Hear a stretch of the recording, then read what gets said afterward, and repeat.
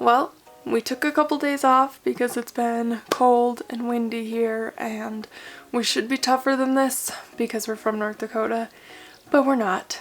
It's cold and we don't like it. So we got a nice morning today before it rains for the next 10 plus days. So we're gonna get back at it. And today we are finishing our window returns for the rear windows, and I'm gonna start taping off for spray foam. I got lovely blue tape and I got some plastic, so let's get at it.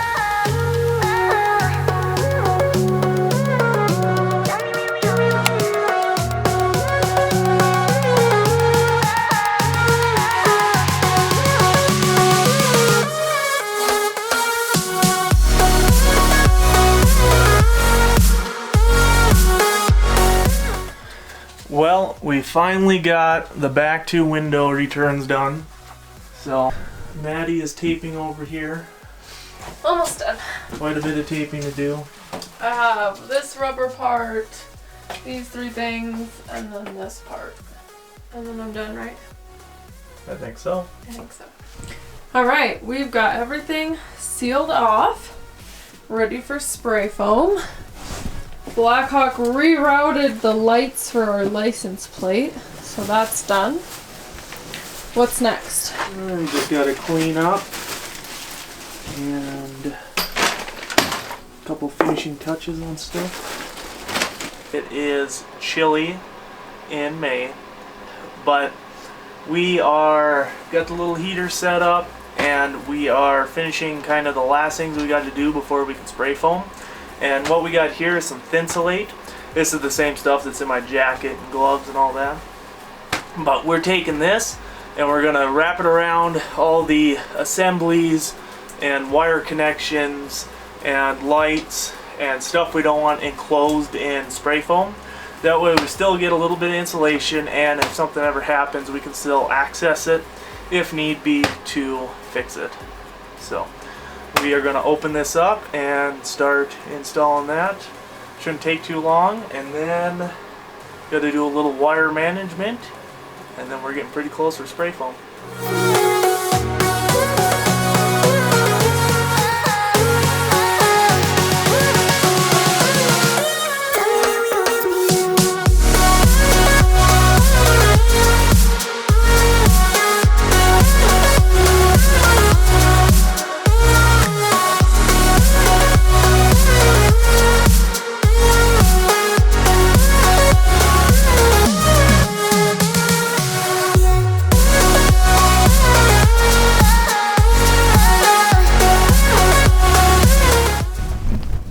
And because it's freezing and snowing this morning, that's it for today. So we will pick you guys back up when we're doing insulation.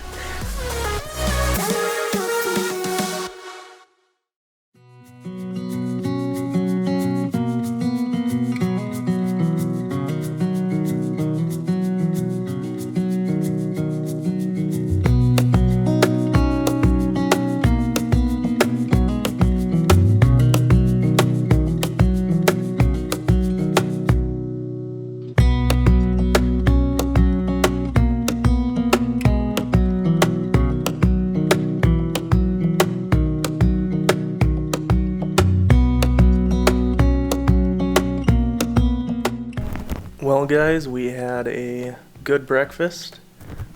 Was it good? It was delicious. That's what she says, just so I keep cooking. But we have the two big tanks of spray foam over there heating up. So doing a little bit of research and actually reading the instructions yesterday, we were thinking that the air temperature and the surface temperature of what we were spraying had to be a specific temperature, but further research shows that it doesn't really matter. You can actually spray that stuff on something that's 35 degrees or higher, so it's pretty cold. But what it is it's the contents of the tank. The actual spray foam inside there has to be between 75 and 85 is optimal temperature. So what we did is we took them out, we placed them by the fireplace for today, and we're going to heat them up till about 95. We're going to get them kind of warm because once we take them outside, they're going to cool off right away. But also in the van, we have a heater going to hopefully get that up to 60 degrees so it's comfortable to work in and the tanks don't cool off right away. But we're going to let them heat up a little bit, get dressed, and figure this stuff out. Look at it. Ew. It is springtime for the corgis. And we're gonna have to brush you today, huh?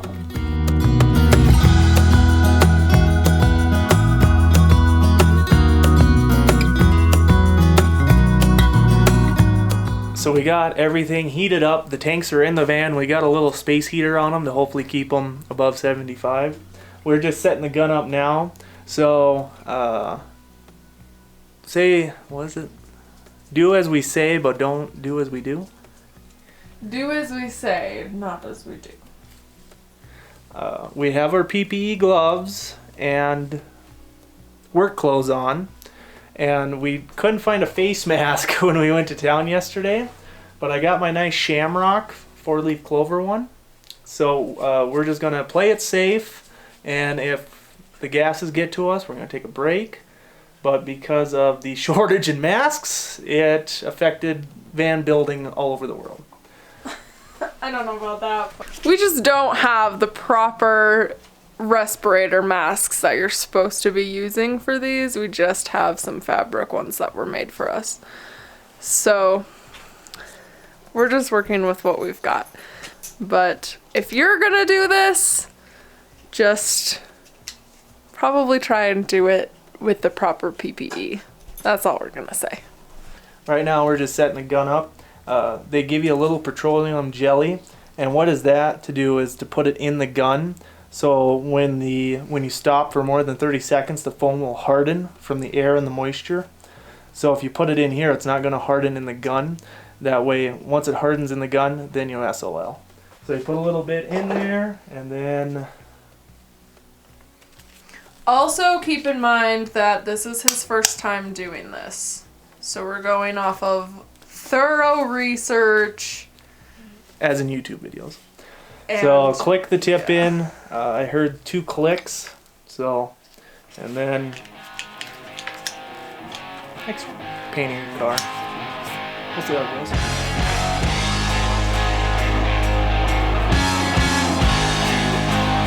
You know what my big worry is? These tanks are duds. Then what do we do? We'll see.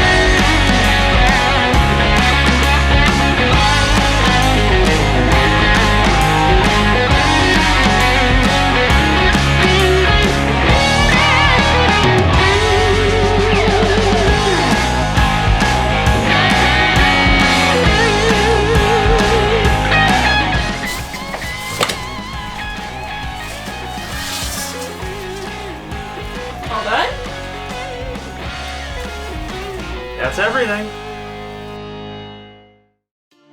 So this is where there's no spray foam? Oh wow.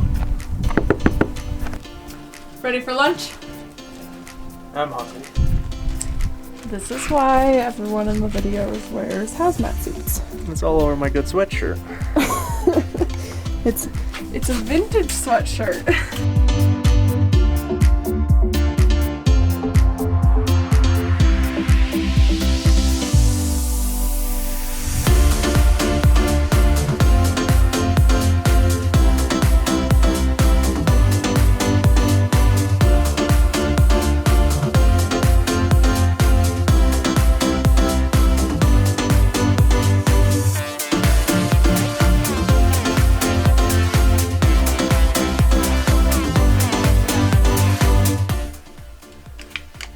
now we just got to use these cans of great stuff, and we're going to fill in the little cracks that I missed.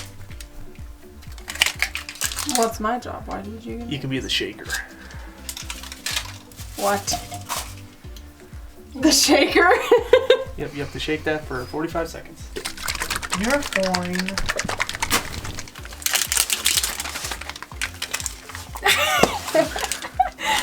I got 2 cans.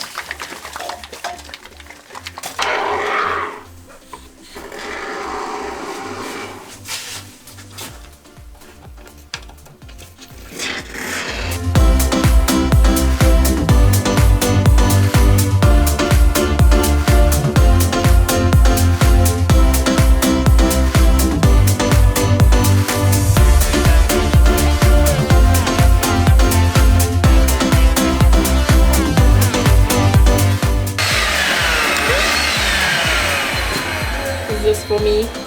Just for Huh? Just for you. Yay. Oh Well, that took forever to clean. That was a major pain in the butt. It went very smoothly. What are some tricks? Mask off very well. That's another tip. Have a good vacuum. We just used a Sawzall blade to trim it down. I just taped a painter stick to the Sawzall blade, and that worked good for us makeshift saw. And I think the biggest thing that helped us was just having the actual foam at a good operating temperature, and then we had a little heater on there, so I think that helped us out tremendously. Yeah, that worked great. Spraying it went really well. It only took us like, what, an hour? Maybe a little over an hour? Well, and follow the directions. The cutting and cleaning. Yeah. I think cleaning was the worst. But following the directions, you'll be perfect, so. Yeah, it wasn't too bad. And we can already tell a complete difference with the wind noise and the sounds from outside the van to the inside. And I think because the foam gives off heat when it cures, that it made the inside of the van very hot, and it stayed hot until we started opening up doors and cleaning. Yeah, it was really warm in here, so. And it's still only like 40 degrees outside, so. I'm impressed already. Not bad. We got, in the ceiling, we are sitting at about 2 to 2.5 inches, and that's almost an R18. And there's no kind of insulation in the world that you can get that kind of R value. And then in the walls here, some of these deep crevices that are 4 or 5 inches deep, this is almost an R30, so I think we're going to be staying pretty warm. But if you're like me and don't know what R anything means, it just means it's going to be really nice and cozy. another tip is to have a couple extra just cans of spray foam laying around, because we went back and got the kind of spots we missed with it, as well as getting in these closed cavities of doors. We drilled a couple holes and we were able to stick the can in there and shoot it in there. And the next step is wiring and some plumbing before we start doing walls and ceiling. So it's going to be fun. Stay tuned.